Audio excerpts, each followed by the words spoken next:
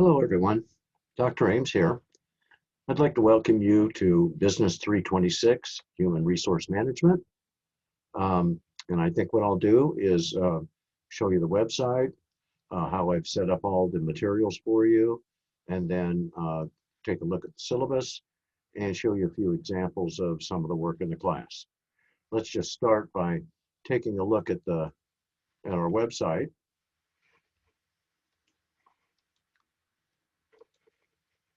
I put it in the student view, so that's what that pink bar is down here. This is what you'll see once you log in. And I will put this video actually right here where it says video coming soon if you should want to see it at some other point.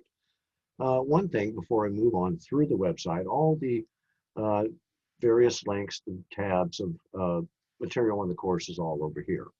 One thing I wanted to show you first is the course calendar. When you click on it, you can get a variety of views, week, month, and so forth. And you can see here it's set for month. Here's discussion 1, due Friday. So that is a very fast start for us. Assignment 1, due Saturday, discussion 2, and then here's the things for next week, and then you could advance the months and so forth. Now, one thing about the course really is probably the best place to start.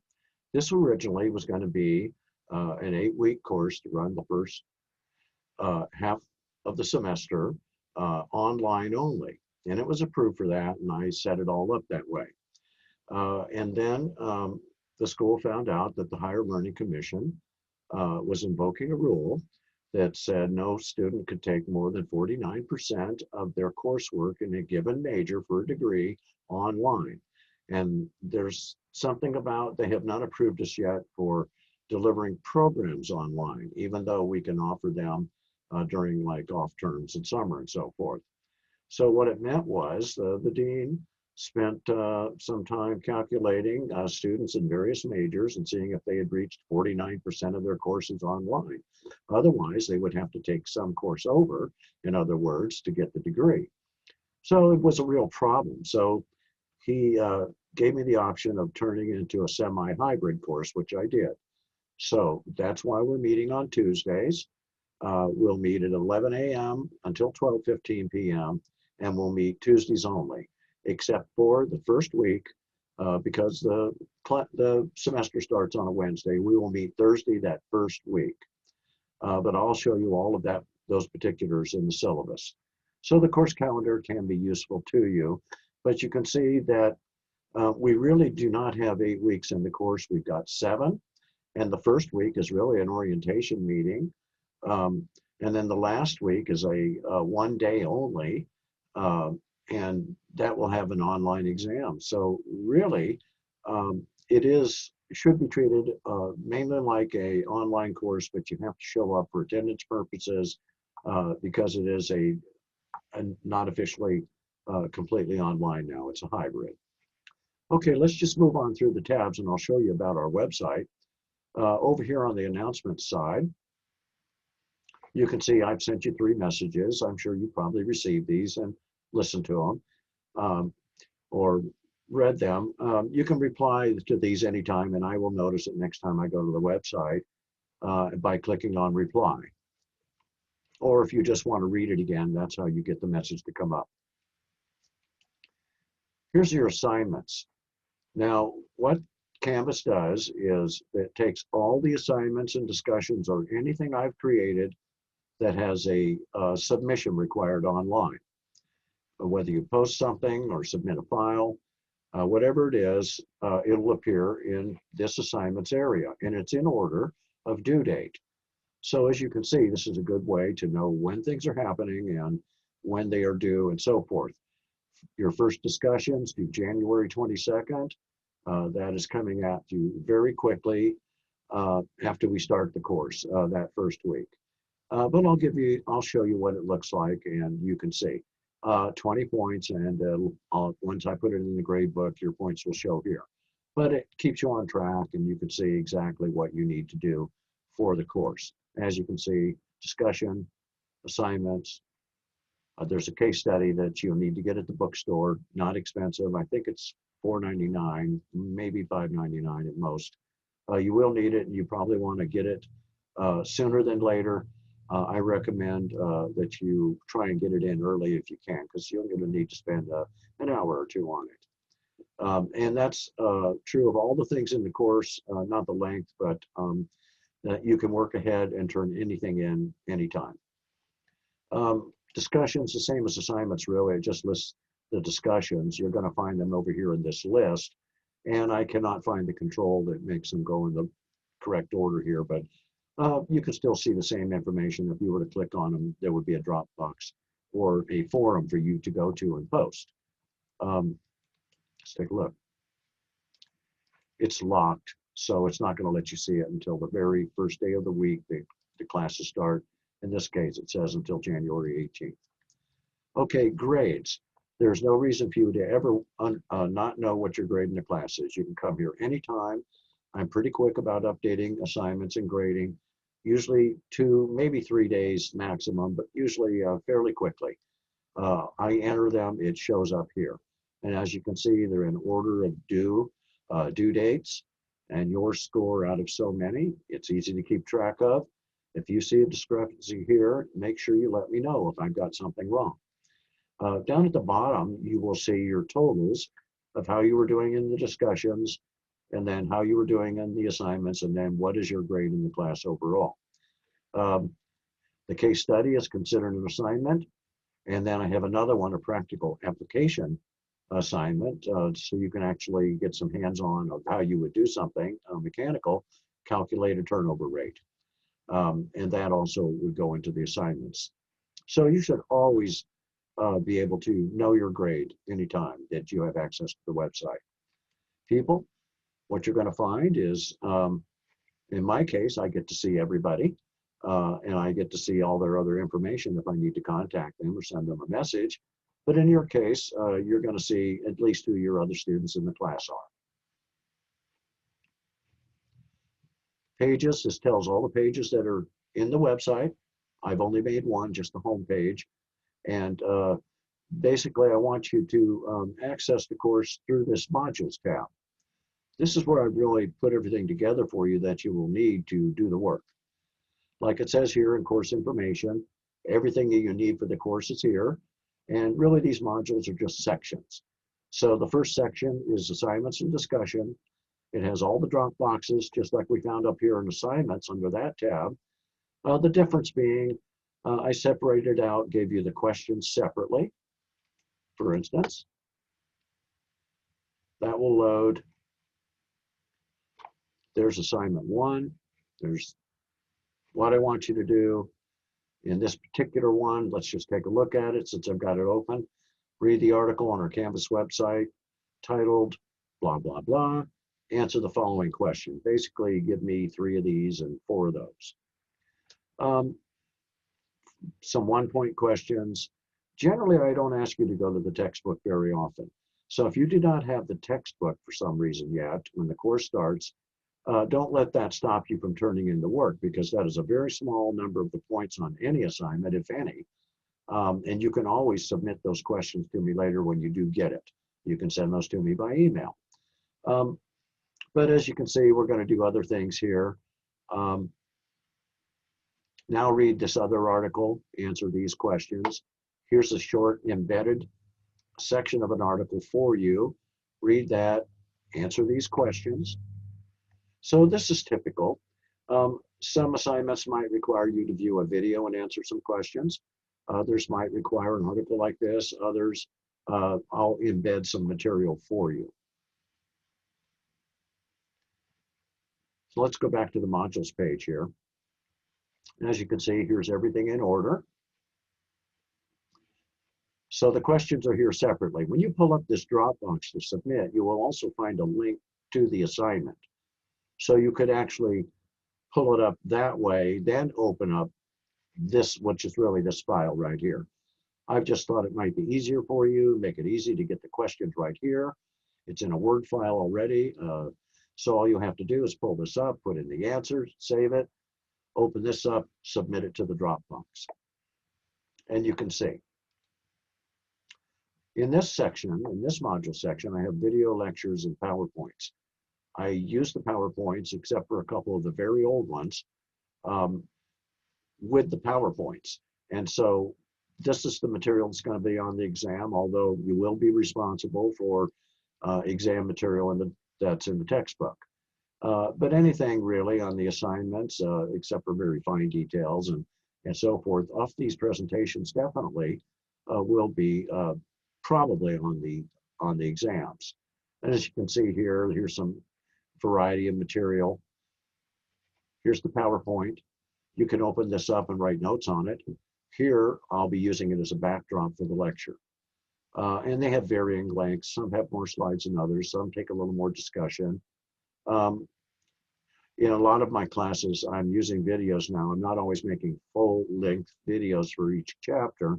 It is, sometimes tedious. So it's up to you what method you want to use to watch them, maybe in increments if it does feel too long. But it is a much easier way. You can see here, I'm missing a few videos. I will have these up and finished before the class starts. Now, a few of the assignments do require articles, like I was saying. Here are those first two articles I mentioned when I was showing you assignment 1. You click on these, it'll bring up the article. You can have it open, and you can also have the assignment open and answer the questions that way. So just work right along, make it easy for yourself. And I've tried to make it easy here, telling you for which assignment this article is. So you can go down. Some have more than others. Here's the important part of the modules page that will really help you. It's all set up by weeks. Tells you what we're going to do that week. So here we are, the very first week. We'll meet on Thursday, the 21st, this week only for the orientation. So we will see each other in person. I will try and have a live Zoom for people that will not be able to be in class. I can't guarantee that, but I can guarantee there will be a video lecture for all the chapter material, the textbook that we cover. So I think that covers our responsibilities as far as that goes. You just won't be able to see it necessarily in real time anyway, so I'm providing you with the lectures. But this is the only Thursday. The first week, you should have your textbook hopefully already. Read the first chapter. You have a discussion posting due Friday. The first assignment's due Saturday. You can see week 2, we meet on Tuesday. And we will only meet on Tuesdays from here on out at 11 to 12:15. I can't possibly now lecture on all the chapters we'll cover, because originally this was set up as an online course, and with only, I think, 6-7 meetings here, it's not possible unless everybody wanted to meet Tuesdays and Thursdays, which I didn't bother to ask because I didn't think you want to. I certainly don't. So that's one of the reasons why I'm giving you support with the video lectures. I'll do one or the other of the lectures, like this particular week. I'm really going to cover either chapter 2 or 3. Let's see, this is HR. I will probably do chapter 3 because I want to cover the one about laws and regulations and things, which is really foundational material. You can go see my video. If you happen to miss this one or want to hear it again, I've got a video for you of it, or I will have them all finished. And so forth. You can see week 3, we meet Tuesday again, read chapter 4. What's due this week? Your assignment 4 is due on Wednesday, so they're not necessarily always due on the same day. Your midterm will be due on Saturday night by 1 minute before midnight. And what I will do is make this available to you Thursday morning, 6 a.m. So you pick the time, anytime from 6:30 that morning, 6 o'clock Thursday morning until plenty of time to do the exam and turn it in on Saturday night. You can pick your own time, get your materials ready. I recommend that you don't read the material all at once, that you read it as you go. It will really do better. And so you can see it just proceeds. Because of the way the calendar runs, see, we really aren't here for 8 full weeks. The week 7 is only one day, Monday. So it's impossible for me to really convert the course over, as you can see, and get in enough days of meetings, so that it really is a hybrid rather than they took our online and crammed it into a couple of days, which makes it very difficult to do in person. Final exam, do that Monday, 1 minute before midnight. the course ends and Canvas will lock the thing down, so don't miss that deadline. All right, let's take a look at a couple other things. Let me show you an example of the case study questions and that calculating turnover rate assignment. Let's see if I can find it here. Let's start with the case study questions. Now, this is a case study I wrote. It was actually the first one I got published when I was trying to get tenure here. And it's available online all over the place. I don't have the copyright for it anymore, and that's why I don't print it and provide it to you. I can't. But it doesn't cost too much. The case study itself is about, I think, 10 pages in their format. It's called Walmart and the Living Wage. And I give a good discussion of the living wage and the federal minimum wage and compare and contrast.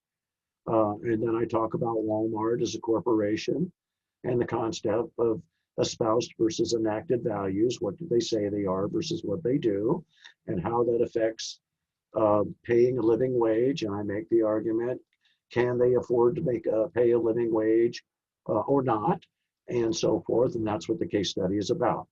I believe I think you'll find it interesting. And there's 7 questions, but it's worth 68 points to you, so you should take it seriously. What I would do is, once you get the case study, I would read it, but I would look at these questions first so that you could actually answer them as you go, or at least most of them you can.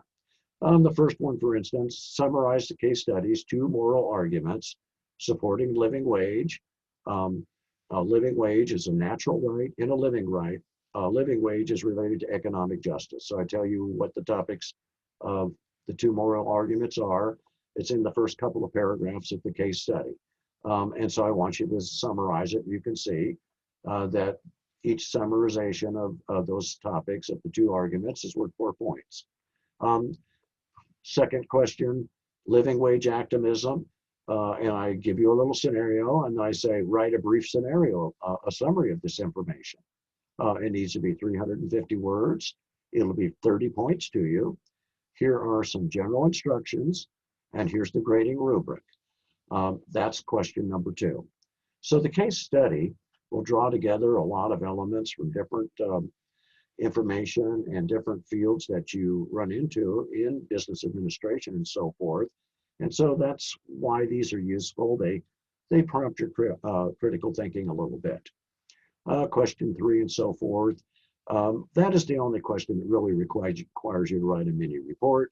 But on the other hand, these other 5-point questions, you want to write a serious amount of response, at least a few hundred words, a couple hundred for that many points, and look at what the case says and then write it out. Number 4, for instance, I'm telling you in advance, this question is meant to challenge your critical thinking skills. The case only briefly mentions the effect of higher wages on food prices. Why do you think this would be so? And why might the fast food industry have a higher rise in prices than other segments of the food-related industry? So I'm asking you just to think about what's going on in the case, the context of it, the scenario, and tell me what you think and support it in some way. And so, as you can see, it is a serious assignment. It is meant to challenge you a little bit, but I certainly think that you are up to it. All right, let's find something else here. The calculating, here's the discussion. Let's hit that.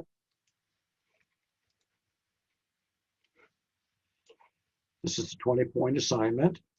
Unlike other previous classes you may have had with me, you do not have to make a response to anybody else's posting. This will be a little bit more serious. I use these now as critical thinking exercises. And so I've altered them a little bit. I've made them worth a little bit more. And so I want you to use good, solid college writing and so forth. It basically make a posting by the due date, which is one minute before midnight. Make your discussion at least 300 words. Here's how I'll distribute the points. And then I give you a little background. The first discussion, for instance, says a noteworthy topic being debated in organizations is the worth of the human resource department. And then I get down to it here. The advantages of outsourcing and so forth. And then I say on the other hand, so I give you some background information. Here's specifically what you're charged to respond to.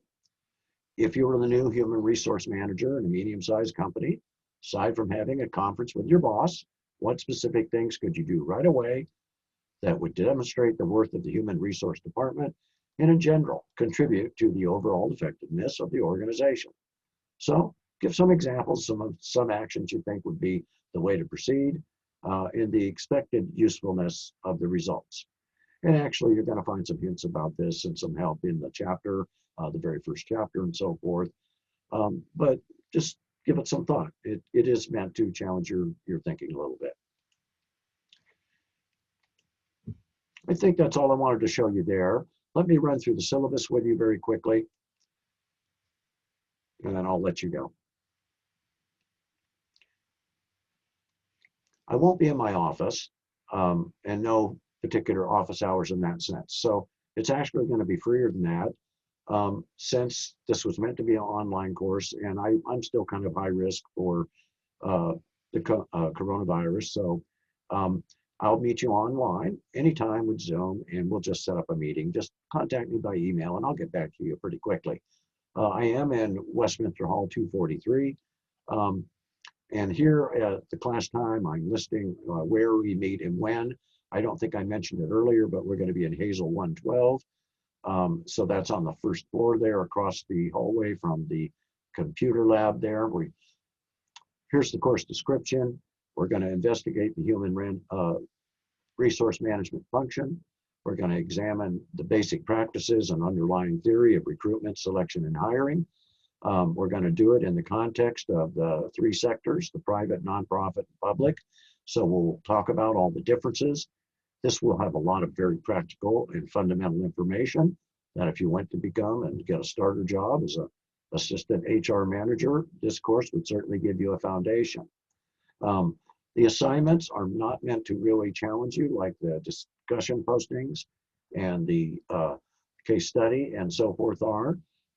But they are meant to expand your knowledge of contemporary issues and so forth, to be informational and to provide some points and so forth to balance out maybe your scores on the exams. So I think it's a good mix of what I'm asking you to do. So you should expect that combination of some textbook-based assignments or Dropbox assignments involving articles and videos. There's a case study and critical thinking discussion posts. And I will provide those video lectures for all the chapters that you'll be tested on. Learning objectives here, you can see them. This really encompasses everything that you would need to do and want to know in a very foundational way to go in and become an entry-level manager in some small to medium company for human resources. Here's our textbook. This particular edition has been out a couple of years now, so the prices are low. There are used and inexpensive copies in the bookstore. It's also available online. You will need it for the course. You should get it right away. Go ahead and read my teaching and learning philosophy. I know most of you in this course, so you probably know what you're getting into. I will enter all grades promptly as possible. And if you ever think that I have a discrepancy there, just let me know. 60 points worth of discussions, 275 points worth of assignments. I don't know the points on the midterm and finals yet because I will write them just before they happen.